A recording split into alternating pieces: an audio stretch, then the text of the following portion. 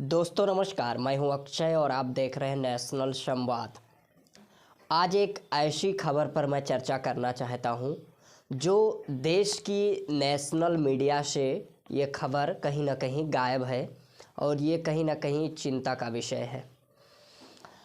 दरअसल में छत्तीसगढ़ में हसदेव जंगल की कटाई चल रही है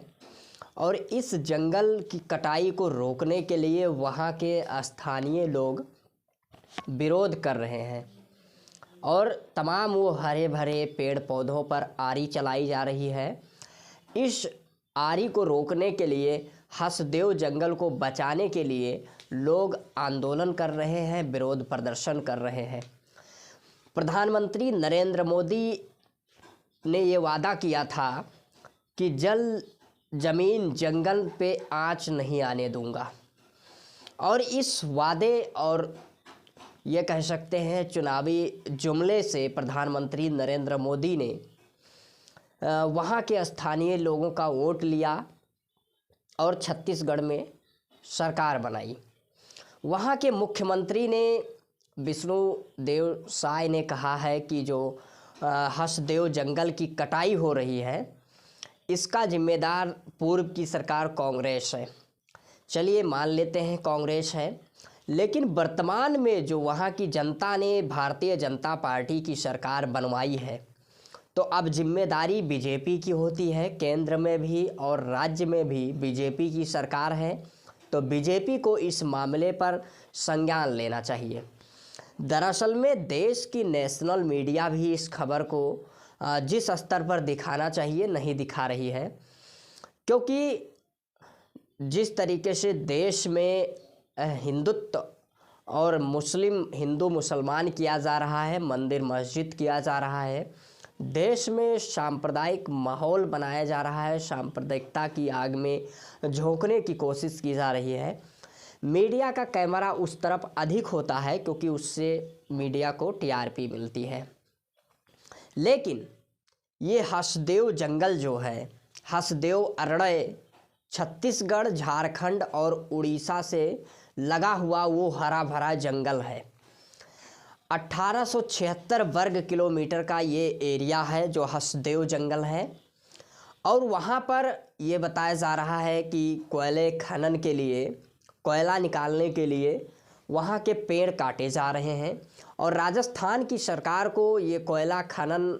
आवंटित है। राजस्थान की सरकार अडानी ग्रुप को आवंटित किया है इस कोयला को निकालने के लिए, कोयला खनन के लिए वहाँ पर पेड़ पौधों को काटा जा रहा है। लेकिन अब इसका नुकसान ये है कि प्राकृतिक संतुलन तो बिगड़ेगा ही, जैसे कि भूकंप आना हुआ, तमाम वो प्रकार के घटनाएं घटती हैं।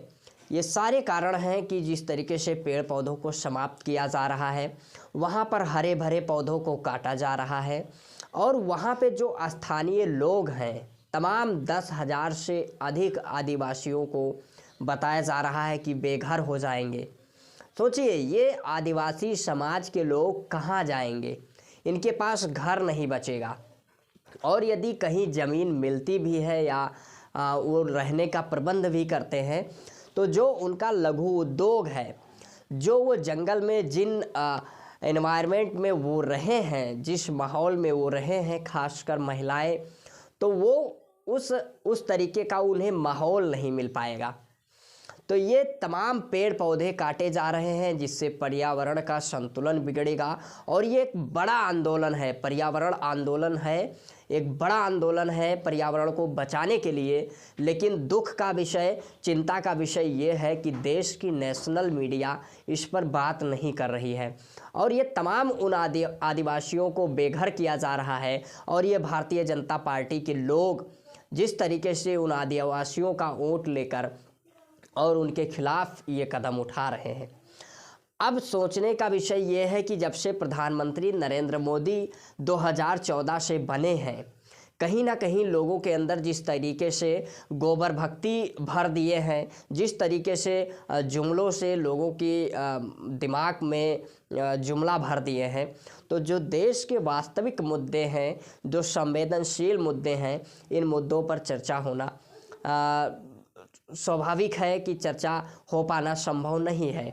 लेकिन हम लोगों का ये प्रयास है कि इस जो वहाँ के स्थानीय लोग, आदिवासी समाज के लोग इस हसदेव जंगल को बचाने की लड़ाई लड़ रहे हैं,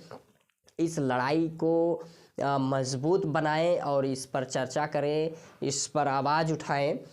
अब इसमें कुछ लोग तर्क देंगे कि कोयला से ही तमाम चीज़ें, रिसोर्सेस कम हैं, देश की पॉपुलेशन अधिक है, तो कोयला जब नहीं होगा तो रिसोर्सेस लिमिटेड होने के कारण तमाम चीज़ें बाधित होंगी, कोयला की भी अत्यंत आवश्यकता होती है। जी हाँ, बिल्कुल आपका ये तर्क सही है, कोयला की आवश्यकता होती है और कोयला निकाला नहीं जाएगा तो कोयला की पूर्ति कहाँ से हो पाएगी, ये बात भी सत्य है। लेकिन सोचने का विषय ये है कि उस जंगल को यदि समाप्त कर दिया जाएगा तो वहाँ पे जो जीव जंतु हैं वो कहाँ जाएंगे, तमाम उन जीव जंतुओं के जीवन संकट में पड़ जाएंगे, तमाम वो पशु पालन कर रहे आदिवासी समाज के लोगों को तमाम प्रकार की समस्याएं उत्पन्न हो जाएंगी। अब हम इस विषय पर बात करना चाहेंगे कि यदि कोयला नहीं निकाला जाएगा तो कोयले की पूर्ति कहाँ से होगी। इसका जवाब ये है कि पूरे भारत देश में जो कोयला है उसका मात्र 2% लगभग बताया जा रहा है कि मात्र 2% कोयला उस हसदेव जंगल के अंतर्गत आता है। तो क्या 2% कोयला पर ही नज़र क्यों देश के लोगों का जो ये तर्क दे रहे हैं। जी हाँ, देश में जो अन्य जगहों पर कोयला अवेलेबल है उन जगहों से कोयला निकालना चाहिए जहाँ पर कम नुकसान हो रहा हो, जहाँ कम पेड़ पौधों का नुकसान हो रहा हो, जहाँ पर कम जीव जंतुओं, कम पॉपुलेशन क्षेत्र का नुकसान हो रहा है, उन क्षेत्रों से कोयला निकालना चाहिए, ना कि हसदेव जंगल से जहाँ पर तमाम हजारों पेड़ काट दिए गए हैं और हजारों जीव जंतुओं के और हजारों आदिवासियों के जीवन को संकट में डाल दिया गया है। और इतना ही नहीं, ये पर्यावरण से कहीं ना कहीं छेड़छाड़ पर्यावरण संतुलन को भी बिगाड़ता है। इसलिए हसदेव जंगल को बचाने के लिए हम लोगों को ये जो मुहिम चलाया जा रहा है, वहाँ पर आंदोलन किया जा रहा है, वहाँ पुलिस बल के छावनी में तब्दील कर दिया गया है कि जिससे वहाँ के लोग, जब पेड़ की कटाई होती है तो पुलिस बल के माध्यम से वहाँ पर छावनी में तब्दील कर दिया जाता है। इसलिए तमाम लोगों को ये बताया जा रहा है, सूत्रों से खबर आ रही है कि धमकियां दी जा रही हैं, फर्जी एफआईआर लिखने का कार्य किया जा रहा है। तो वहाँ पे जो आंदोलन कर रहे हैं उनकी गिरफ्तारी की जा रही है। तो कहीं ना कहीं इस लड़ाई को मजबूत करने के लिए हम सभी को आगे आना चाहिए और इस वीडियो को अधिक से अधिक शेयर करें और अधिक से अधिक लोगों तक पहुँचाएँ, क्योंकि देश की नेशनल मीडिया इस विषय पर बात नहीं कर रही है। और हैशटैग सेव हसदेव लिख के कमेंट करें और अधिक से अधिक वीडियो को शेयर करें, जिससे अधिक लोगों तक ये खबर पहुंच सके और इस लड़ाई को मजबूती प्रदान किया जा सके। यदि वीडियो को यूट्यूब चैनल पर देख रहे हैं तो चैनल को सब्सक्राइब करें, वीडियो को फेसबुक पेज पर देख रहे हैं तो पेज को फॉलो करें। तब तक के लिए जय हिंद, जय भारत।